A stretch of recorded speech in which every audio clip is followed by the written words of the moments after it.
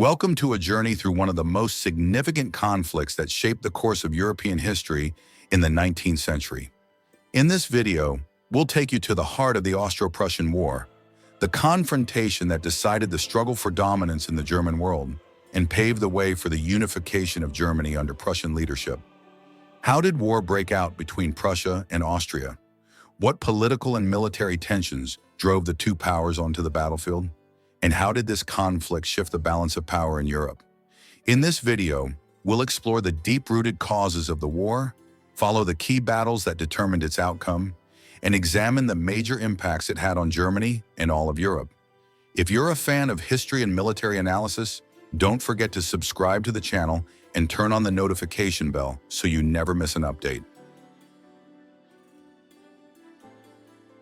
Prussia and Austria were the two main powers within the German Confederation, a political entity established in 1815 following Napoleon's defeat. Austria led this traditional confederation, but it faced the growing rise of Prussia, which possessed a stronger economy and a more advanced army. Prussia sought to reshape the German order in its favor, putting it on a direct collision course with Austria. After the War of 1864 against Denmark, Prussia gained control of the Duchy of Schleswig, while Austria took Holstein. However, this division was only temporary, and Prussia soon began attempting to assert full control over the region.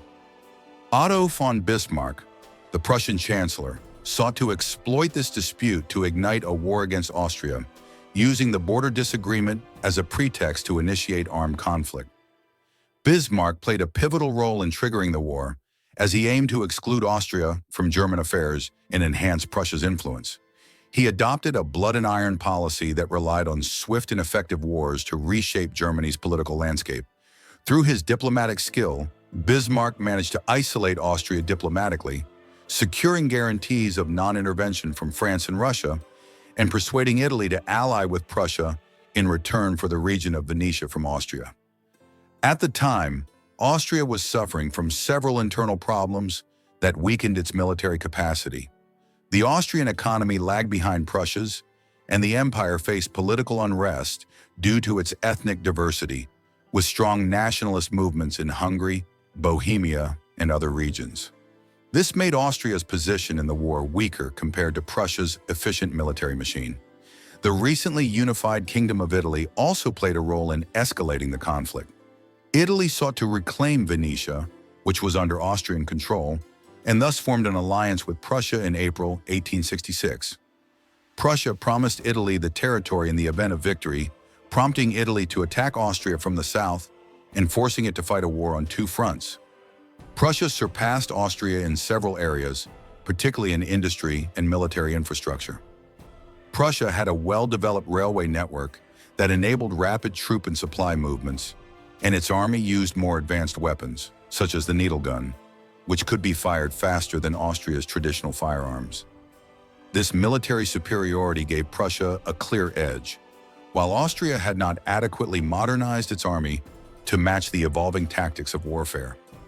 The Austro-Prussian War broke out in June 1866, following escalating tensions between the two leading powers of the German Confederation. From the outset, Prussia's military strategy was clear.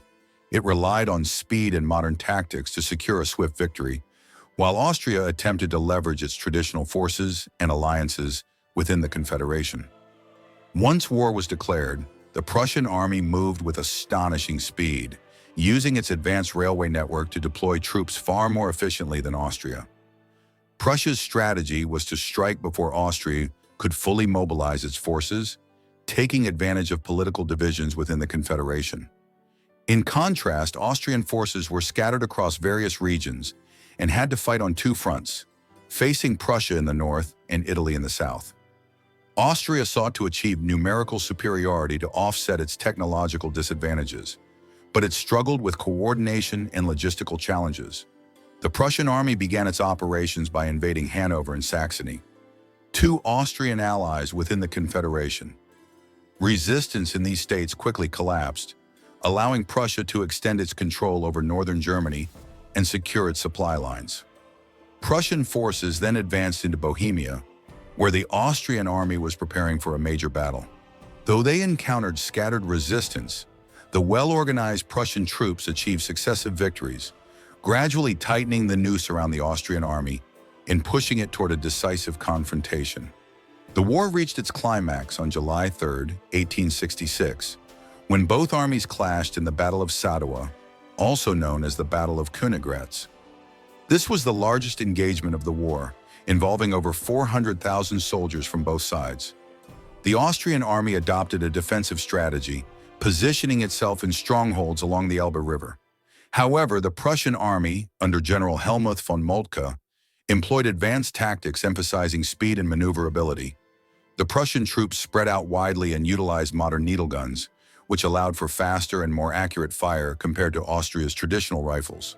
Despite a strong initial showing by the Austrian forces, Prussia launched a flanking attack from the right wing, causing the Austrian defensive lines to collapse. By the end of the day, Austrian forces had suffered heavy losses and were forced to retreat, effectively sealing Prussia's victory in the war. Following the defeat at Sadowa, Austria lost any hope of regaining military momentum. Its forces withdrew southward, while the Prussian army rapidly advanced toward the Austrian capital, Vienna. At the same time, the Italian front saw modest successes, further increasing pressure on Austria. With the situation deteriorating, Austria was compelled to sue for peace to avoid further territorial losses. Negotiations began, culminating in the signing of the Treaty of Prague in August 1866, which officially ended the war. The war reshaped the political structure of the German world. Before the conflict, Austria was the dominant power within the German Confederation. But after its defeat, it was forced to withdraw from German affairs. As a result, the Confederation, formerly led by Austria, was dissolved, and in its place, Prussia established the North German Confederation in 1867. This new federal entity brought together all German states north of the Main River under Prussian leadership. This political shift was a decisive step toward German unification. It enabled Prussia to assert its influence over the smaller German states and sidelined Austria from playing any future role in the unification process.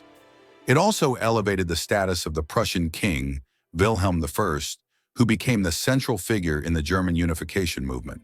Before the war, Austria had been one of Europe's great powers, but its defeat significantly weakened its standing.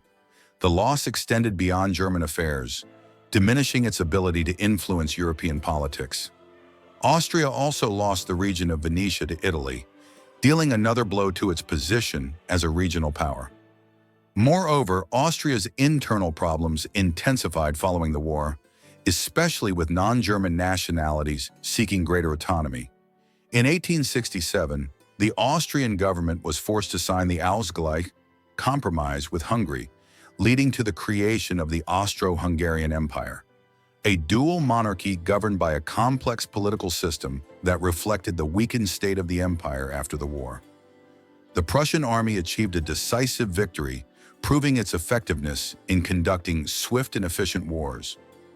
This success was largely due to the military reforms led by Helmuth von Moltke, which included the use of railways for rapid troop movement, the development of new combat tactics, and reliance on modern weapons like the needle gun, which outperformed Austria's outdated armaments.